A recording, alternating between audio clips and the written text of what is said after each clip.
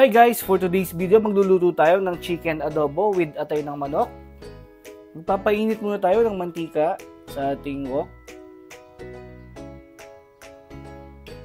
At kapag mainit na, i-fry muna natin itong 2 pirasong patatas. Hiniwa ko lang ng ganyan kalaki. Optional lang to guys, no? Nakasanayan kasi namin sa bahay kapag nagluluto ako ng chicken adobo, automatic na may patatas. Pero depende pa rin sa inyo kung gusto nyo maglagay ng patatas.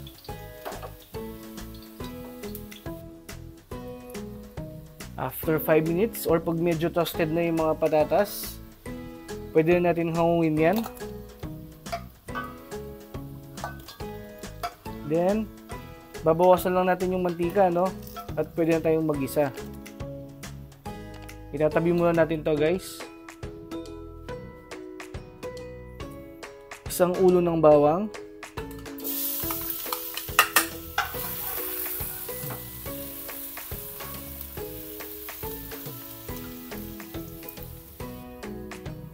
Pag medyo brown na yung bawang guys, maglalagay na rin tayo ng isang malaking sibuyas.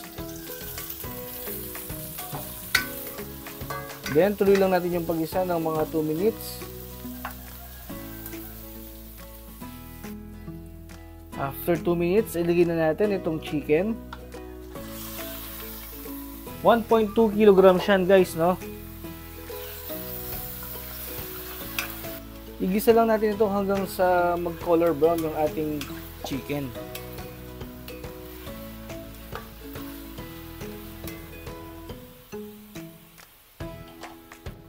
After 5 minutes, simplahan natin siya ng paminta.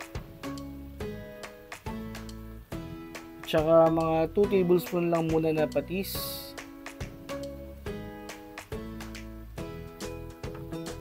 Then haluin lang ulit natin.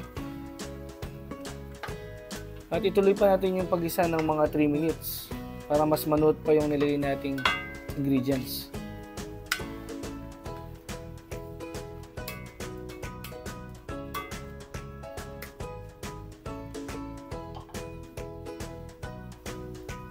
After 3 minutes, maglalagay tayo ng 1 cup na Sprite. Tsaka muna natin siya takpan guys para mas mabilis kumulo.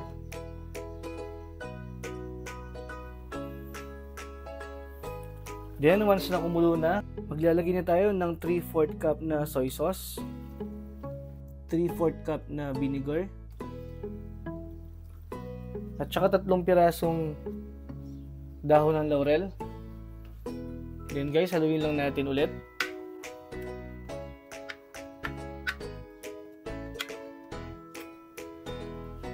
Tsaka natin siya tatakpan ulit at tuloy pa natin yung pagluto ng mga 10 minutes.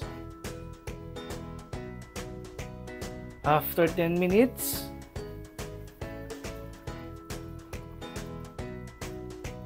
this time guys, ilalagay na natin itong atay ng manok. 1/2 kilogram yan. Ilubog lang natin sa sabaw, no, para mabilis maluto.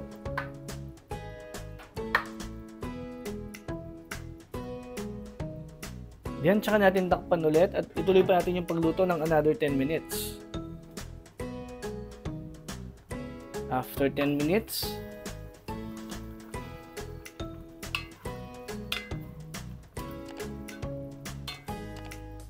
malapit na itong maluto guys, no?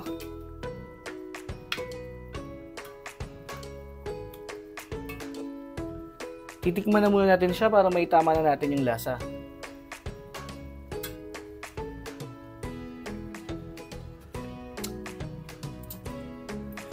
Maglalagay na lang tayo dito ng 1 pirasong sachet ng seasoning.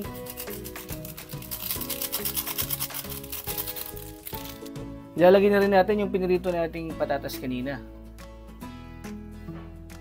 And then guys, maglalagay din ako ng 8 pieces na siling labuyo. Optional lang to. Hindi ko siya hihiwain guys para hindi ahanghang yung ating adobo kasi may bata tayong kasama na kakain.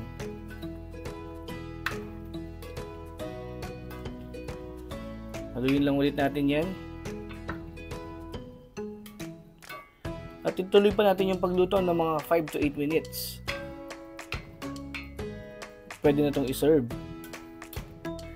Kung umabot ka sa part ng video na to, maraming salamat sa iyong panonood. At kung hindi ka pa nakasubscribe, mag-subscribe ka na rin. Pag-click mo na rin yung notification bell para ma-update ka sa mga susunod pa nating videos.